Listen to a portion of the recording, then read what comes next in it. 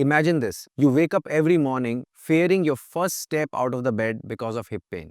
You've tried each and every remedy, but nothing seems to work. Should you consider surgery? Let's discuss this today.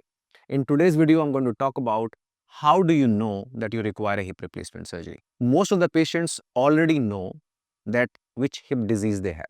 People know that I have avascular necrosis or ankylosing spondylitis or any kind of a fracture of the hip which I've had in the past. When that hip pain becomes severe, when it becomes frequent, when you require daily painkillers for it, that is the first red flag or the warning sign. When the stiffness in the hip joint is such that your activities of daily living are affected, means that you cannot walk without a limp. You start telling your friends that I can't come for a hiking trip or for a trip to the mountains because you are doubtful whether you'll be able to keep pace with them. When the duration of the symptoms is been in months, you know that there is something wrong with my hip, but you are denying it. You're always looking for treatments which are non-operative, non-surgical. Everybody is scared of surgery, I know that. So when duration is in months, when hip pain is regular, when it is severe, when you require painkillers every day, when you experience stiffness in your hip, when even your sleep at night is disturbed, that's the time when you should go and meet a doctor.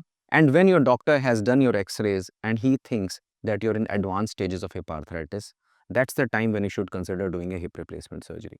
And not everybody who has hip pain requires a hip replacement surgery. Consider the reverse of it. If the duration is very, very short, if your hip pain is not regular, you do not require painkillers every day, you do not think that your hip mobility is severely restricted, you definitely do not require hip replacement surgery. But you definitely should go and see your doctor and stay in touch with your doctor.